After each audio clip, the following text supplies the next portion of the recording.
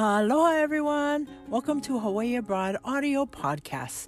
This is a place where you can listen, learn, and understand Hawaii's place and people. I'm your host, Auntie Max, and on this podcast show, I release 2 episodes each week. Topics on Mondays, which I call Mana'o Monday, shares Hawaiian culture lessons. And on Fridays, which are called Aloha Friday, I highlight formal Hawaii residents by talking story with them about their relocation journey and experiences. My goal is to share these stories so we can all learn about others and understand different situations, because the more you know, the more you grow. So, with that said, today is Aloha Friday, and I'm talking story with a young, bright kanaka wahine, originally from the ahupuaʻa of Hakipuʻu on the island of Oahu. She now lives in Eugene, Oregon, and she's actually one of my former students from the Hawaiian Public Charter School that I used to teach at for 15 years. I was the technology teacher at Hakipuʻu Learning Center, and boy, how time flies, because all those students are now young adults that are just doing their thing.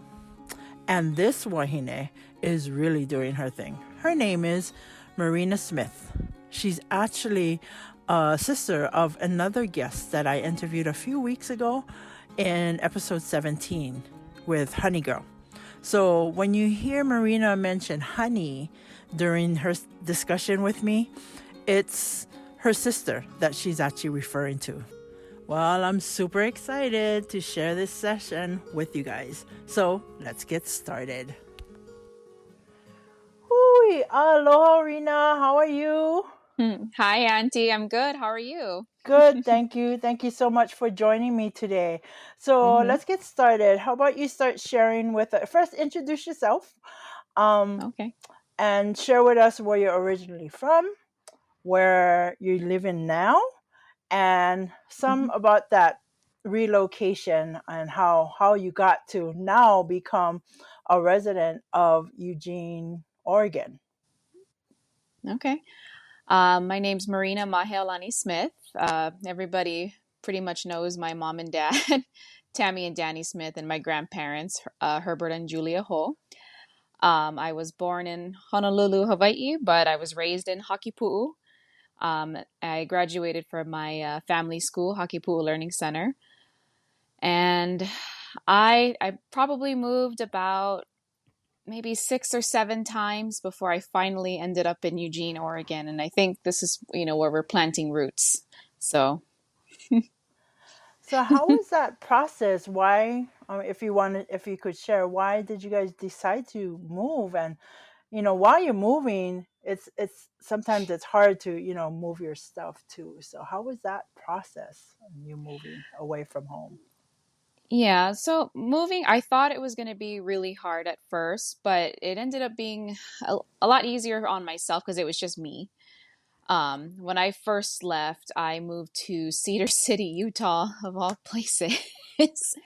I had my little brother over there and everything was cheap. My rent was $300. I applied for a couple jobs and I ended up getting the job. And at that time, it was $10 an hour. But, back then, I mean, I sound like I'm 60, but like back then, that was a lot of money. And it was more than I was making. And I just saw an opportunity where I can, be independent and not have to rely on everybody and, like not have to live in our house with 16 people and no privacy or anything like that. And so I think that motivation and drive it made it really easy for me to move away. But slowly and steady, you do start to miss home, like things that you never thought you would miss. Like, for example, my parents are caterers and my mom could figure out how to make the same meal for, 5 people or 30 or 300 or 800, and it always will taste the same. Stuff like that. I'm just like, how, like I'm cooking just, usually it's just for me and my boyfriend and my son. But sometimes when I have guests over, I'm like, oh, how do I do this? Like for 10 people, like, just like things like that, and, I can't really call my mom and ask her to do it. You kind of have to be there and just do it and learn it. So just little things like that. As I started getting older, I started realizing like, man, I wish I paid more attention to that. So now when I do go home, I think I really, act like a sponge when I'm home. I really try to suck up as much as I can. But anyway, yeah, I moved to Cedar City, Utah. I got sick of Utah because it's Utah. Too many Mormons, and we grew up Christian, so Yeah. and then from there I moved to Las Vegas for a little bit, didn't like it. I moved to San Diego with some family. I loved it there, but too expensive, and I don't speak Spanish. So I couldn't get a job. And then my sister Honeygirl, who went to the University of Oregon over here, was like, you know what? Why don't you try come up over here? And I said, okay, well, what am I going to do over there? And at the time I was working as a caregiver, a CNA. And she said, there's a high demand over here. And so without even going to Oregon, I hadn't even flown over Oregon. Like before, I applied for 5 jobs, and before I even got there, I got all 5 jobs. And Wow. so I was like, okay, I'm buying a one-way ticket, and I just packed up 2 bags and maybe $300 in my savings account, and I moved in with my sister. And from there, I started working nights as a CNA, and I started going to school during the daytime. So I was very sleep deprived. But that's how I was able to support myself, and I wanted to go to school. And I was getting my associates in medically applied science. And then I met my baby daddy at that time, and he had to go to Idaho for a little bit. So I moved to Idaho for a year. After Idaho, we only had to be there for a year. I came back, I reapplied to college because I was only 1 year in. But as I was reapplying for college, I was like, you know what, I'm just going to look for a part-time job somewhere in a medical office or something. And I got an interview at this neurology clinic. They're one of the main clinics here for neurology. There's 3 of them, and they're one of the main.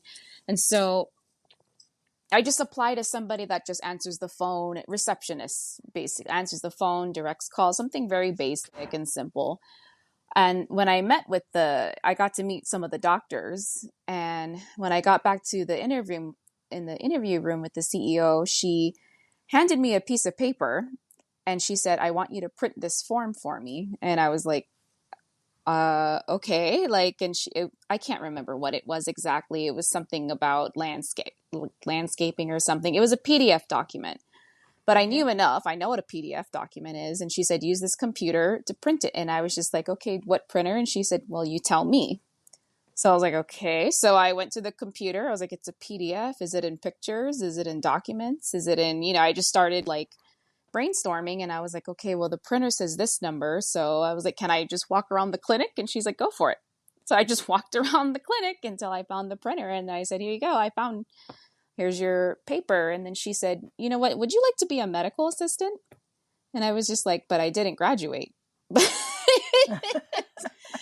And so, but I think at that point, she had been the CEO for 7 years, and she had hired so many people. And so she basically said, I don't really care about the degree, because I can find any girl with a degree, but I can't find somebody who can problem solve, who can just figure things out. It's like something very basic. And she's like, you've never been in this clinic. You've been in Eugene 2 days. You were, here on time. You're well dressed. You printed exactly what I asked you to do. You figured it out. And I guess that was more valuable to her than somebody with a degree. But she also said, if you work for me, after 2 years of working for me, you can sit for the same test that I would sit for had I gotten my degree in medically applied science. And so that's exactly what I did. I worked for them for 2 years, and then I sat for the test. And I mean, it was still a lot of studying to do. It was probably the hardest. It's one of those tests where all the answers are correct, but you have to pick the most correct one kind of test. Yes. So it really, but I passed it on the first try. And then, from there, I worked for them for one more year, and then I wanted to branch out and do something else. And that's how I found cardiology. Now I work for surgeons. I work for interventional cardiologists, which they do surgery. They just cut a hole or, right over here, and then they thread a tube and they replace valves. Patients that have heart attacks, they go in and put stent. I also work for the open heart surgeons for people that have to have emergency surgeries. Now I do all of their pre-ops, their post-ops. I take their stitches out. I get them ready for surgery. I prepare all the charts for the doctor. And so sometimes I think about what I'm doing, like, oh my gosh, look at me. Yeah. I look back to, when I was in Hakipuʻu and, I didn't know any of this stuff. I didn't learn any of this in high school. But, what I think Hakipuʻu taught me was how to think, how to problem solve, how to figure it out. Like, yeah, I didn't know, all 50 of the states and their capitals and all that stuff, but it taught me how to be a problem solver. And so I think that's what got me to where I am now. And now I'm training people who graduated. So, well, all right. So, my kai akamai, you're so smart. That's important, being able to problem solve. Yeah, totally. Being able to just get in there and find where the printer is and so on. That's awesome. So that threw me off. I was just like, you want me to what? So I was like, okay. Was not expecting this, but nice. Oh, that's great. I'm glad to hear that. So pretty much it sounded like your journey was just from one state to the other, and you just looking for those opportunities to be able to be successful, and you was able to find it. Yeah. So I'm so happy for you. And the funny part is I didn't know I wanted this. When I graduated high school, I didn't know what I wanted to be. I was just like, I don't know. Who does, honey? So even the people that do know don't actually know. So exactly. But now I feel like I'm right where I want to be because, my family has, lots of heart problems. And so, my dad and my papa had to have open heart surgery, and my grandma, she's got diabetes. She has all these problems. And so every time I come home, we really maximize when I'm home because I go to all of grandma's doctor's office visits. I order all their medications. I handle all that. And so while leaving home was hard, leaving my family, it was probably one of the best things I could have done for my family. So. So you're out spreading your wings right now. And oh yeah, they're getting making tired, a difference. But not. But I am glad I did this. My grandparents and eventually my parents, their medical lives are, I'm going to be running the whole thing. And wow, I'm so impressed in everything that you went through. I'm so impressed with you. Thank you. Yeah, and it sounds to me like there's so much opportunities out there. So if some of our kanaka decided that they wanted to, venture out like how you did, there is opportunities out there. Yeah, there is. Yep, opportunities I didn't even know I had, or so. Yeah, I bet. So Rena, can you share with us a little bit about your career? How is that going? Because it sounds so interesting to me. It's going really good. Going from being a CNA to now I'm a medical assistant. But I don't want to stop there. I actually want to work in the cath lab with the doctors. And I think I have a really good advantage because I work for the doctors already. I already know all the doctors that do the surgeries. I know their personalities, and they know me. And so I already have a good relationship. But to get into the school to be a cath lab tech is very difficult. And when I say very difficult, you have, 5 to 8 seats with 500 applicants.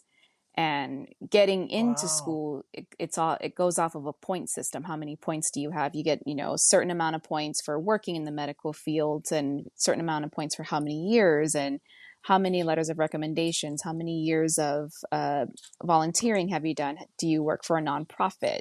Like all these points that you can go off of. And so I think that everything that I've done throughout my journey, I've gained a lot of points. I don't have a comparison because I don't know anyone else trying to get in, but I think I have a really good advantage of it. And so basically the job that I would be doing is I'm the doctor's right-hand woman. I stand to the right of the doctor, exactly the right, and I hand them the tools. I prepare the procedure room. I clean up the patient. I help sew the patient up when they're done.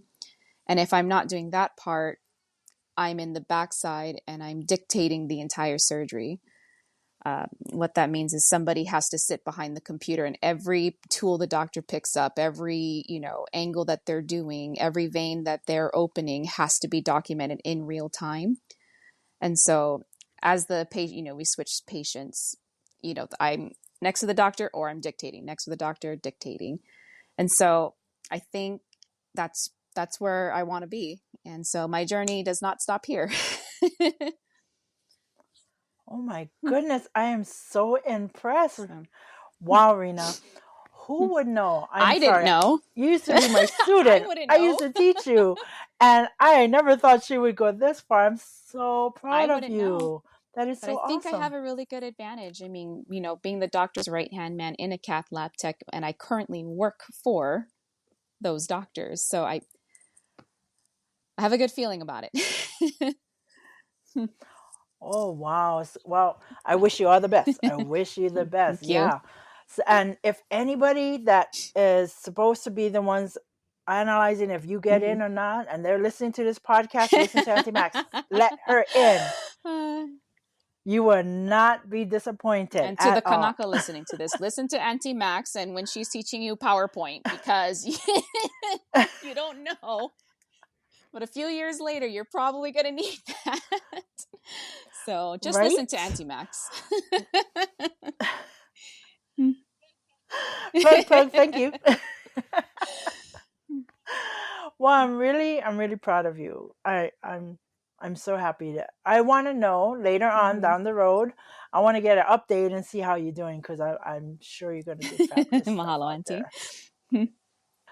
So how about let's do some comparisons between Hawaii and Oregon, where you are now. Okay. First of all, the weather. What's the difference between our weather? So, one thing I do like about Oregon is that you get all 4 seasons. But one thing I like about back home is there's only one. Right?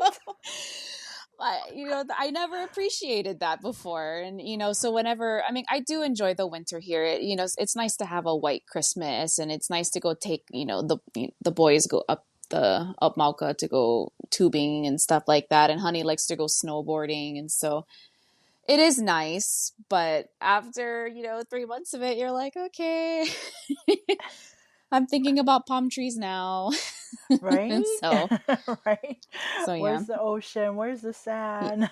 Oh yeah, that's another thing. So there is ocean here, and it's gorgeous, it's beautiful, it's majestic, but it's not, you don't really want to swim in it though. Even the water is beautiful, it's just that it's cold. Exactly. So even if the weather's really hot, it'll be like 90 degrees outside, and then you get to the ocean, you're like, oh, I get my feet in there, I'm pow. Whereas back home, you're hot, you jump in, and then you feel, good already. Yeah. So, And another comparison is, I know your family is, all about food, and, especially eating the right food and so on. So how's the food there compared to home? Well, she go, but something I never knew was going to be a pet peeve of mine is, every time I tell somebody that I'm from home, they're always like, oh, so, what's a good Hawaiian food restaurant? And I'm always like, there is no Hawaiian food restaurants over here. They're like, no, there's, they have a place called Hawaiian Time, but I'm like, no, that's not Hawaiian food. I realize I'm such a snob about it. They're like, you don't like huli huli chicken? And I'm like, huli huli means flipped. There's nothing Hawaiian about Right. And so I'm like, no, that's liquid smoke in the Kahlua pig. That's not even, and that's not Kahlua pork. So I realized, Right. God, I'm kind of a snob about Hawaiian food, but it's not kind. Well, it's understandable because coming from a family like yours that Yeah, makes and the best, I swear you guys make the best Hawaiian food to me. yeah, I mean, every time your mom made something, I ate the whole thing, no yeah. matter what it was. Yeah, but that is something I appreciate about not being there because I don't eat the whole thing here.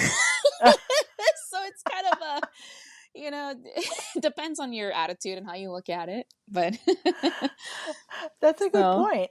I'm just like, when they're making imu and the Kahlua pig comes out fresh and and we're shredding it, Yeah. I'm gonna pick at it. And then after we pow, putting everything away, then everybody eats and then so The work, I the work, know. because you guys do hundreds and hundreds of people when you guys Yeah, cook. So, exactly. And so yeah. yeah, the food back home, it's just you can't come. Actually, when I came to the mainland, maybe I must have been like, 4 or 5 years in, because I didn't really have family here. I never spent Thanksgiving with a family. But once I did, it was weird to me to have traditional turkey, like traditional Thanksgiving food. I didn't really eat any of it. I was like, I'll eat the mashed potatoes and the dark meat turkey, but like, I don't know. That's not what we ate back home. We had Kahlua Yeah. Yeah. turkey. And Yeah. so people are like, well, what do Hawaiians eat? I'm like, I don't know, Kahlua turkey. so, yeah, there's, All the dishes that your mom would make with ulu. Oh my God. I yeah. just couldn't get over that. I mean, Oh, ulu is definitely. just treated just like a potato, and you can cook all kind Mm-hmm. of stuff with it, Oh, I love when she So, makes the chips and oh yes. when she does the haupia and the haulolo and Okay, we're getting hungry now. I know. Okay. Well, so we've been talking a lot about about food, and especially that type of food is with our Hawaiian culture. hmm I was wondering, is there any Hawaiian culture values or practices that you can still do while you're away living abroad away from Hawaii? Hmm. Or do you guys do any? So, in one thing about me and Honey is we definitely attract all the Hawaiians around. And so, because some people, when they say they're from Hawaii, to me, it's like when you live there for a year because your father was in the military doesn't count. Mm-hmm. So I think Honey and I are really good at attracting everybody from back home, and whenever we're back home, we just act like we're back home. We play the same music. I mean, we cannot make Kahlua pig over here, but we make smoked meat, we make saimin, and just I'm trying to think of like. I know that when we have patients that are from Hawaii, even though they're not my doctor's patients, typically, if they're a harder patient, because Hawaiians can be stubborn, Yes. they react a lot easier and feel a lot more comfortable with somebody from home. Yeah. And so, and Yeah. a lot of the things that I do with my patients, it does require them to take their clothes off. Like I do a lot of EKGs on patients. And as you can imagine, it makes people feel very uncomfortable. And so usually when I say that I'm from Hawaii, it's a really good icebreaker because immediately people feel obligated to tell me about their experience or their cousin who lives there. Right? Or so it's good distraction, like, oh yeah, I'm from Hawaii. Oh, well, my grandfather said. Yeah, yeah. Well, I was wondering about like the values, especially all the values that you learned while you was in school. Are you Mm. perpetuating that? Are you able to do it now that you're not home anymore? Oh yeah. Do you remember the values? Okay. Put me on the spot. Okay. Malama ke kahi. Oh my Um, God. Kulia i kanu'u. And that's a Yes. given, always strive for the highest and always strive to be the best. I think that goes without saying, especially in our profession, you kind of have to be the best. These are people's Yes. lives. And so, um, Yes. Yes. oh Yeah. man, what is the rest? Kupono. Kupono. Right. I think I'm just Yep. stalling because I'm on the spot. If I hear it, I know it, but Aloha aku, aloha mai. aloha ako and aloha mai. Yeah. Um, Now share what is that? oh man. I've actually been teaching my son You, some Hawaiian, and so I'm thinking, oh, might cut you. yeah, so Might I'm cut you. like, oh my gosh, why am I stalling on this? I'm usually really good, but I think I'm on the spot right now. So, I hear you. Sorry, I no, didn't mean it's to okay. do I was that. just like, oh, I forgot. Aloha Mhm. aku, aloha maya. We give aloha. Yeah, We and receive first. We always give first before we receive. you know Yeah. what? Comment. That's the thing I wonder about people. I mean, there's always that mentality like, oh, if you respect me, I respect you. But in Mm-hmm. the Hawaiian culture, it's not like that. Mm-hmm. Yeah. We respect people first. Right. It's the Aloha And then spirit. eventually it comes around, right? Mm-hmm. Aloha spirit, Yep. right? So you're trying to share some of that with your son. Yeah, he's obsessed with the right. He goes through phases. Right now he's on the color song. You know, the Oh, ula ula mele mele oh, poni my pali. cut you. It's a little bit Yeah, harder over here just because, there's nobody over here for him to like practice that with or speak that yeah. with except for me. And so I'm definitely trying to make, an effort to get him home more. So, Nice. Nice. hmm Well, that's good. That's good. But I'm sure you're just sharing that aloha spirit everywhere you go. I just know how your family is. yeah, I get it from my grandma. Yeah. And every time we have people over too, they always have to say hi. We always Hmm. FaceTime her. How about the slippers? You guys got to take off the slippers when you get in So the house. it was actually culture shock over here. To me, I was like, how come everybody's wearing their shoes inside their house? That was just like so weird to me. And they're just like, that's Yes. just what people do. And I'm like, why do you wear your shoes in the house? And so everybody has to take their slippers when they come off. And in fact, I have a sign outside that says, to hemo the slipper. Right I don't expect on. There anyone to you understand what that go. means, but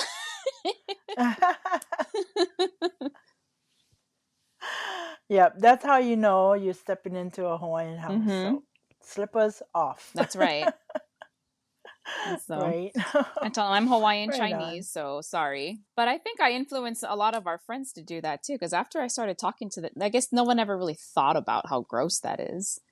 And I was like, you're Yeah. walking around the mall, the hospital, and then you come home and you wear the same thing. And what happens when you come out the shower?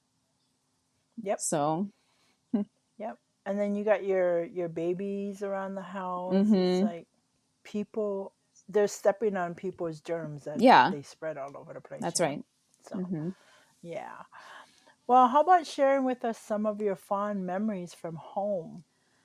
My fun. I'm sure you got a lot. Oh, yeah. Well, the first thing that comes to my mind is my cousins. Um, God, I just, every time I want to come home or anytime I start to really feel homesick, it's because I start to think about a memory I had with a cousin. Um, and my grandparents. I guess I never appreciated in the moment or understood how important it is to listen to their stories. And now every time I talk to them, it's like I look at them like that's my key to my ancestors. That's like my bridge to them. I have to soak all this up that I can now. And so I do miss that a lot.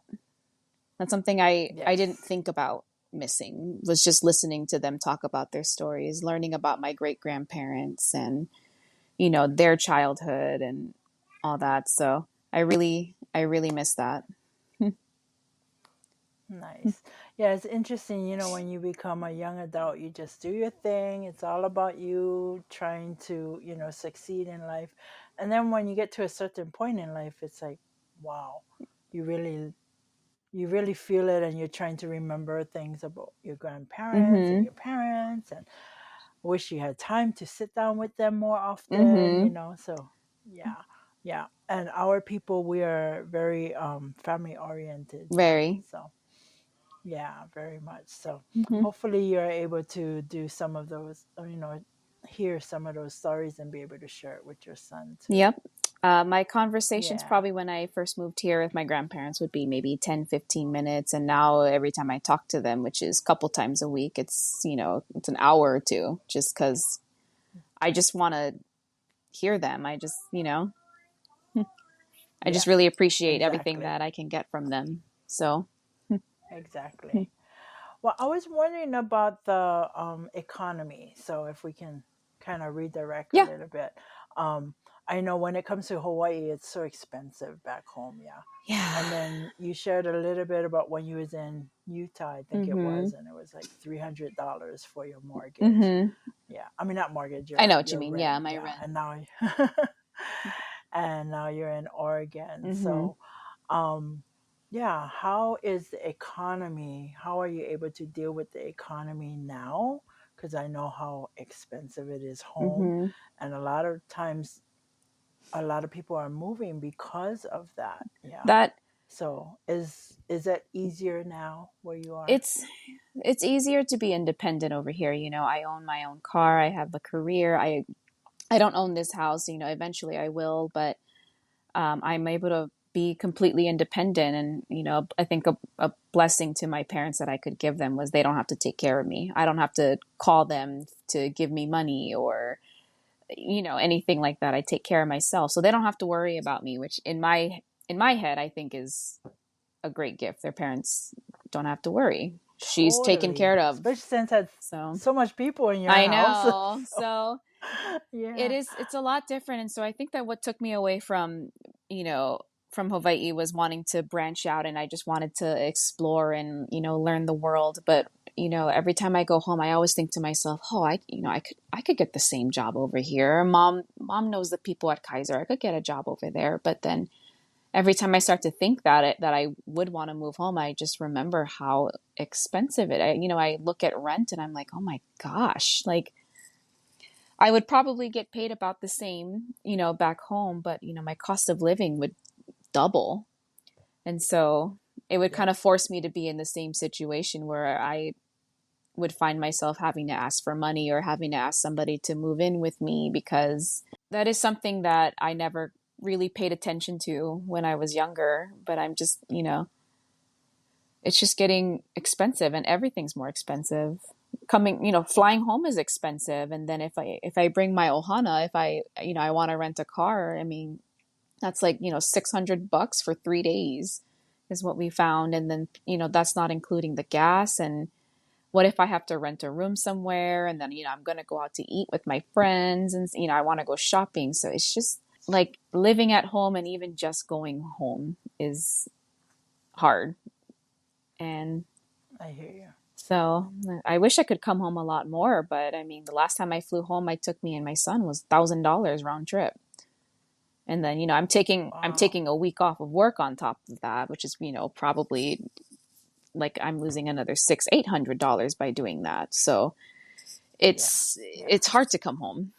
The nice thing now is that we have such great technology, whereas we can video Yep. chat, to family and friends compared to before. Mm-hmm. I mean, before you had pay phones on the I wall. know. Now we got cell phones and video I chat, know. All in one. So I've used Zoom a lot for my Ohana.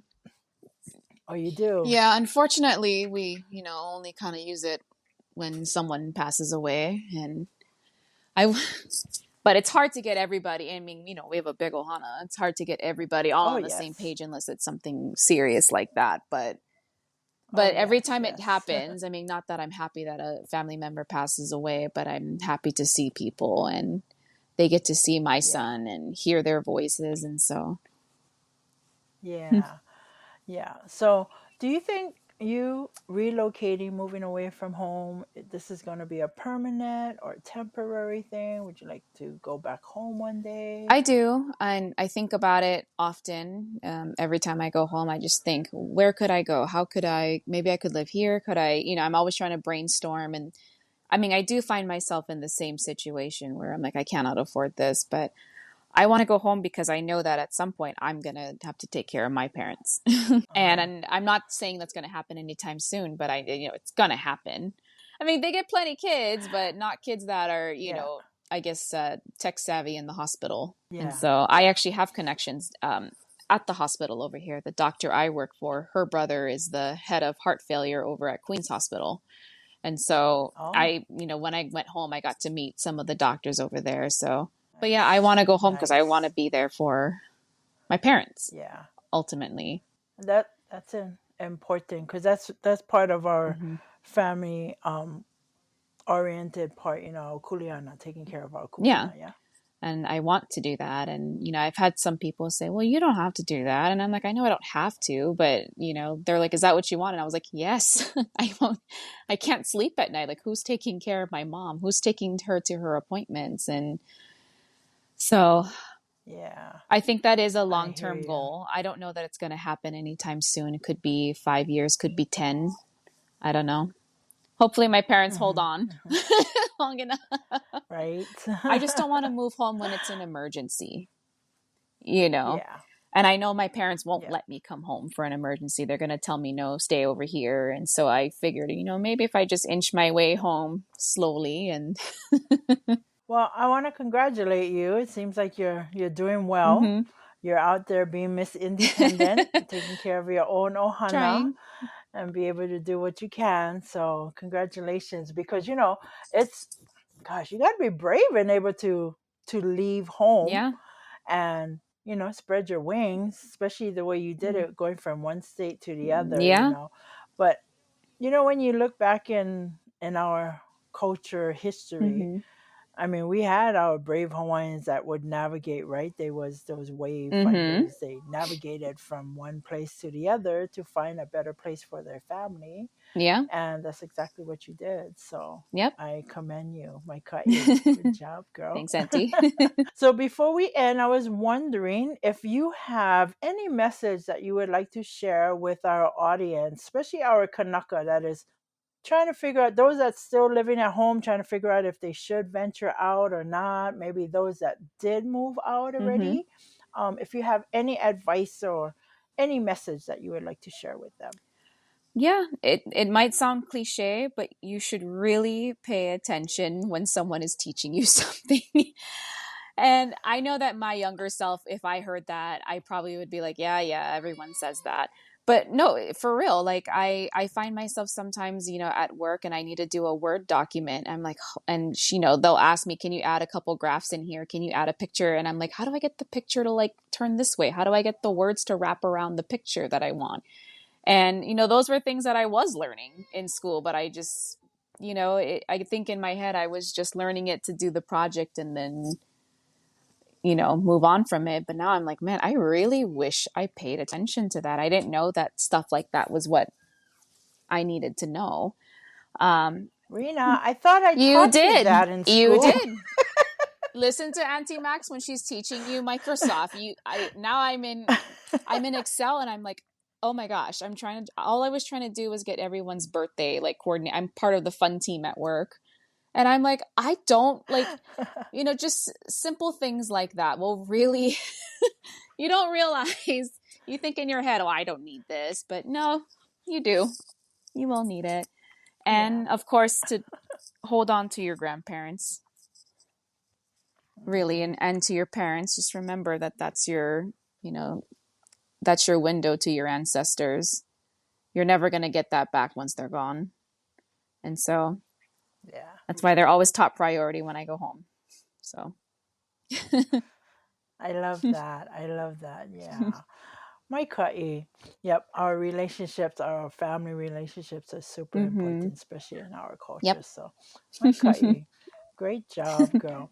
Well, I want to thank you so much for being with me Yeah, today thank you. and talking story and sharing your hmm story.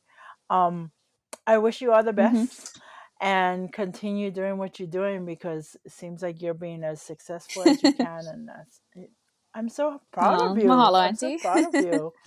Yeah, I'm so happy to see you again. Happy So to see you you. keep doing what you're doing, Okay, okay? Auntie. Aloha. Thank you again. Aloha. Wow, see, gang, I told you she was a bright Kanaka wahine. I'm so proud of her. What a journey she's been on since she left Hawaii. I really believe she's doing a great job in achieving her career goals, taking care of her ohana, and being a fabulous representative of Hawaii and our people. Mai ka'iloa Merina, you go wahine. All right, gang, I hope you enjoyed listening to today's session. Before you go, Make sure you click on that subscribe button so you can get notifications every time an episode is released. And don't forget to click on those stars and show ratings. Believe me, those ratings really help me with the listing of this show. Lastly, please leave me a feedback comment either here on this platform or on any of my social media accounts listed under Hawaii Abroad. All right, gang. Mahalo for joining me. This is Auntie Max, signing off for now. Aloha.